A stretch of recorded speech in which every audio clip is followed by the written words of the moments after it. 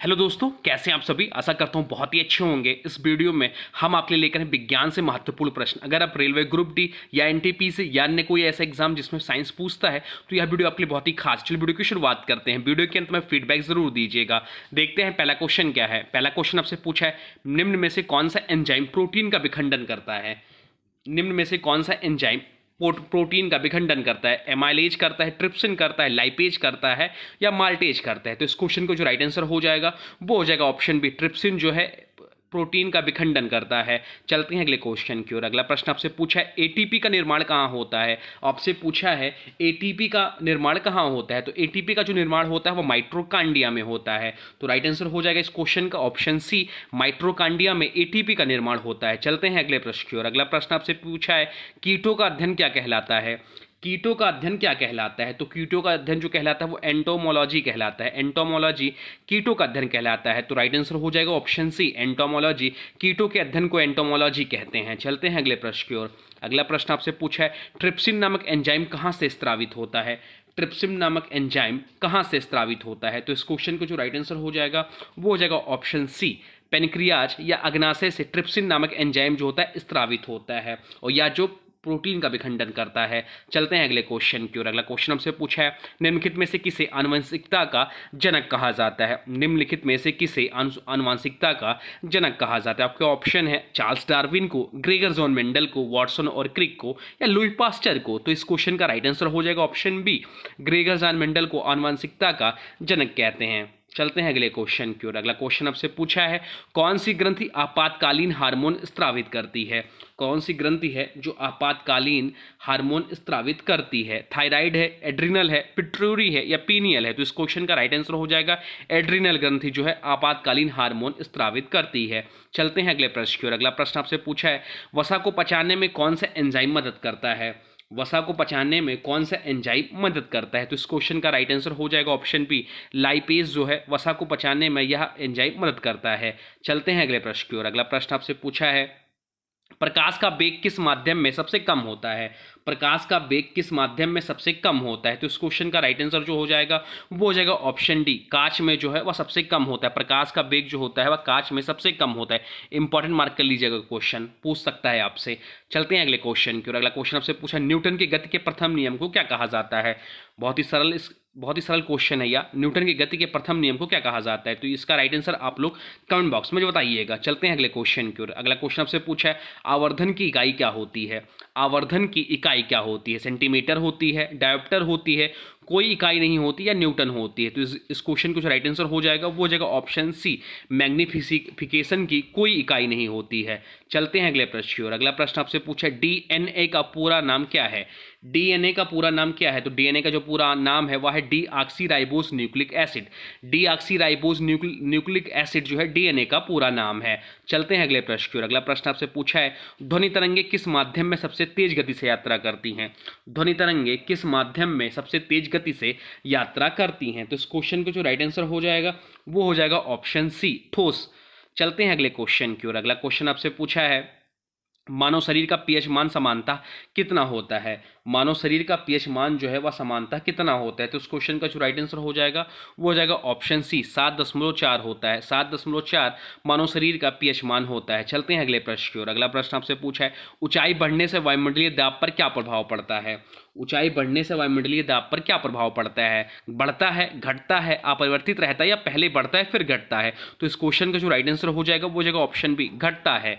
चलते हैं अगले प्रश्न की ओर। अगला प्रश्न आपसे पूछा है, किस अम्ल से नींबू का स्वाद खट्टा होता है। किस अम्ल से नींबू का स्वाद जो होता है वह खट्टा होता है। तो इस क्वेश्चन का राइट आंसर हो जाएगा ऑप्शन सी, साइट्रिक अम्ल से नींबू का स्वाद जो होता है वह खट्टा होता है। चलते हैं अगले प्रश्न की ओर। अगला प्रश्न आपसे पूछा है, प्रकाश संश्लेषण की क्रिया में किस गैस का उपयोग होता है। प्रकाश संश्लेषण की क्रिया में किस गैस का उपयोग होता है। तो इस क्वेश्चन का जो राइट आंसर हो जाएगा वो हो जाएगा ऑप्शन सी, कार्बन डाइऑक्साइड का उपयोग होता है। चलते हैं अगले प्रश्न की ओर। अगला प्रश्न आपसे पूछा है, थायरोक्सिन हार्मोन्स के निर्माण में कौन सा तत्व जरूरी होता है। थायरोक्सिन हार्मोन के निर्माण में कौन सा तत्व जरूरी होता है। तो इस क्वेश्चन का जो राइट आंसर हो जाएगा वो हो जाएगा ऑप्शन बी, आयोडीन जो है वह जरूरी होता है। चलते हैं अगले प्रश्न की ओर। अगला प्रश्न आपसे पूछा है, मानव शरीर की सबसे छोटी हड्डी कौन सी है। मानव शरीर की सबसे छोटी हड्डी कौन सी है। स्टेपीज है, फीमर है, रेडियस है या उल्ना है। तो रेडियस और उल्ना जो है वह या कान या हाथ में पाया जाता है। फीमर जो है वो सबसे लंबी हड्डी होती है जो कि जांग की हड्डी है। और स्टेपीज है इस क्वेश्चन का राइट आंसर। स्टेपीज जो हमारे शरीर की सबसे छोटी हड्डी है जो कान में पाई जाती है। चलते हैं अगले प्रश्न की ओर। अगला प्रश्न आपसे पूछा है चमगादड़ किस वर्ग का प्राणी है। चमगादड़ जो है वह किस वर्ग का प्राणी है। तो चमगादड़ जो है स्तनधारी वर्ग का प्राणी है। तो राइट आंसर हो जाएगा ऑप्शन सी। चलते हैं अगले प्रश्न की ओर। अगला प्रश्न आपसे पूछा है मूत्र का पीला रंग किसकी मौजूदगी के कारण होता है। मूत्र का पीला रंग किसकी मौजूदगी के कारण होता है। तो राइट आंसर हो जाएगा ऑप्शन सी यूरोक्रोम के कारण। चलते हैं अगले प्रश्न की ओर। अगला प्रश्न आपसे पूछा है विटामिन ए की कमी से कौन सा रोग होता है। विटामिन ए की कमी से कौन सा रोग होता है। विटामिन ए से कमी से जो रोग होता है वह रतौंधी होता है। विटामिन ए का जो रासायनिक नाम है वह एस्कॉर्बिक अम्ल होता है। एस्कॉर्बिक अम्ल होता है। विटामिन रेटिनल होता है, सॉरी रेटिनल विटामिन ए का रासायनिक नाम है। चलते हैं अगले क्वेश्चन की ओर। अगला क्वेश्चन आपसे पूछा है रक्त का लाल रंग किसके कारण होता है। रक्त का लाल रंग होना किसके कारण होता है। तो इसका इस क्वेश्चन का राइट आंसर हो जाएगा हीमोग्लोबिन। हीमोग्लोबिन का रक्त का लाल रंग होना होता है। चलते हैं अगले प्रश्न की ओर। अगला प्रश्न आपसे पूछा है पाचन तंत्र का सबसे लंबा भाग कौन सा है। पाचन तंत्र का सबसे लंबा भाग कौन सा। तो पाचन तंत्र का सबसे लंबा भाग जो होता है वह छोटी आंत है। छोटी आंत जो है वह पाचन तंत्र का सबसे लंबा भाग है। चलते हैं अगले प्रश्न की ओर। अगला प्रश्न आपसे पूछा है हड्डियों और दांतों में मुख्य रूप से कौन सा तत्व पाया जाता है। हड्डियों और दांतों में मुख्य रूप से कौन सा तत्व पाया जाता है। तो इस क्वेश्चन का जो राइट आंसर हो जाएगा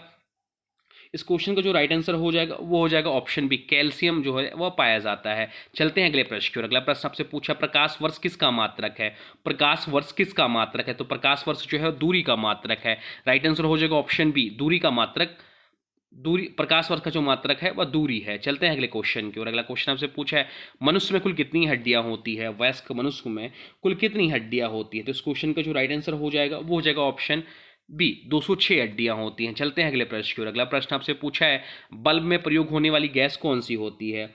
बल्ब में प्रयोग होने वाली गैस कौन सी होती है। तो बल्ब में प्रयोग होने वाली जो गैस होती है वह होती है आपकी आर्गन। आर्गन का प्रयोग किया जाता है। चलते हैं अगले क्वेश्चन की ओर। अगला क्वेश्चन आपसे पूछा है इंसुलिन किस अंग से स्त्रावित होता है। इंसुलिन जो है वह किस अंग से स्त्रावित होता है। तो इस क्वेश्चन का जो राइट आंसर हो जाएगा वो हो जाएगा ऑप्शन बी अग्नाशय से स्त्रावित होता है इंसुलिन। चलते हैं अगले क्वेश्चन की ओर। अगला क्वेश्चन आपसे पूछा है मानव शरीर में सबसे बड़ी ग्रंथि कौन सी है। मानव शरीर में सबसे बड़ी ग्रंथि कौन सी है। तो मानव शरीर में सबसे बड़ी ग्रंथि जो है वह आपकी यकृत है। यकृत जो है वह मानव शरीर की सबसे बड़ी ग्रंथि होती है।